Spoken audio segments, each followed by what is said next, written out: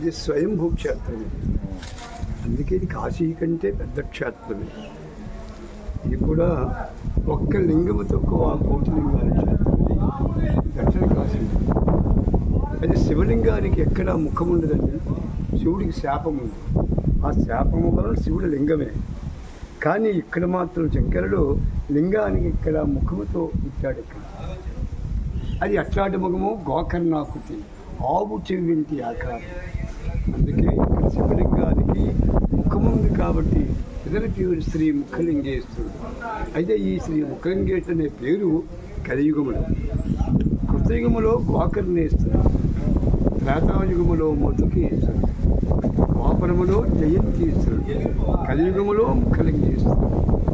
అది పుట్టేటప్పుడు 1,000,000 మంది దాచులు వచ్చి ఈ 4 నామకరణముల స్వామివారికి నలువైపులా